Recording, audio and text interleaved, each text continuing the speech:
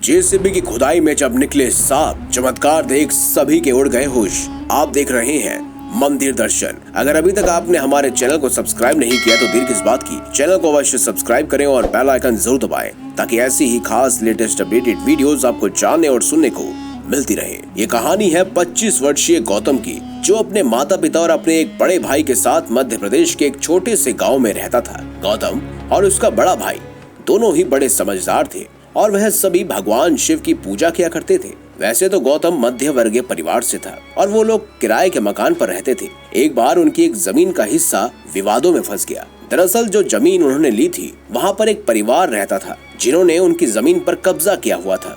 वो लोग उस जमीन को खाली नहीं कर रहे थे और न ही उस जमीन के बदले उन्हें पैसे या फिर दूसरी जमीन दे रहे थे। गौतम के माता पिता ने अपनी सारी जमा पूंजी उस जमीन पर लगा दी थी जिस पर वह अपना घर बनाना चाहते थे। इसके लिए गौतम ने कोर्ट में केस भी डाला, परंतु सामने वाले लोग जो ऊंची पार्टी से थे इस जमीन को पूरी तरह से हड़प कर अपने नाम करना चाहते थे। कई बार उन लोगों ने गौतम को धमकी भी दी वो इस जमीन पर घर बनाने के सपने छोड़ दे। गौतम और उसके माता पिता की स्थिति काफी दयनीय हो गई थी। उनके रोज रोज कोर्ट कचहरी के चक्कर भी लगने लगे थे।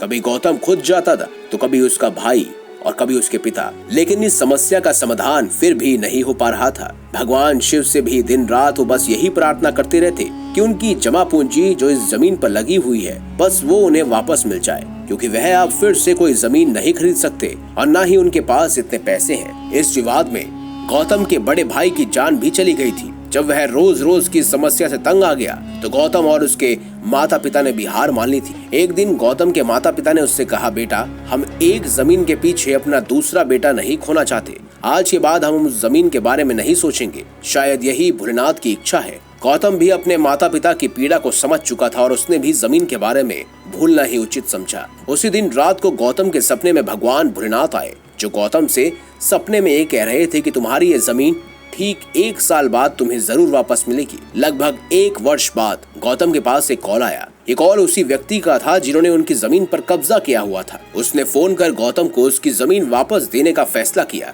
एक तरफ गौतम खुश भी था कि उनकी जमीन उन्हें वापस मिल रही है, लेकिन दूसरी तरफ वो गहरी सोच में डूबा हुआ था कि जो लोग इस जमीन के पीछे हाथ धोकर पड़े थे वो इतनी आसानी से आखिर कैसे इसे वापस कर रहे हैं। जब गौतम ने ये बात अपने माता पिता को बताई तो उनकी खुशी का ठिकाना नहीं रहा। फिर गौतम ने जमीन पर कब्जे वाली व्यक्ति से पूछा कि आखिर ऐसा क्या हुआ, तो उसने गौतम को बताया, जिसे सुनकर गौतम भी हैरान रह गया। वो सोच में पड़ गया कि ऐसे कैसे हो सकता है। दरअसल उस व्यक्ति ने बताया कि जब भी वह जमीन की खुदाई के लिए जेसीबी मशीन चलाते थे तब उस जमीन के अंदर से अचानक बहुत सारे सांप निकल आते। ये सब एक बार नहीं, 2 बार नहीं, बल्कि जब जब उन्होंने जेसीबी मशीन को खुदाई के लिए बुलाया तब तब ऐसा हुआ। कुछ दिन बाद गौतम ने उसी जमीन पर खुदाई शुरू करने का फैसला किया। सभी इंतजार कर रहे थे कि क्या अब भी इस जमीन पर सांप निकलेंगे या नहीं। जब गौतम ने उस जमीन पर खुदाई शुरू करवाई तो सभी हैरान रह गए। खुदाई के दौरान वहां एक भी सांप नहीं निकला। ये देखकर गौतम खुद भी आश्चर्यचकित रह गया।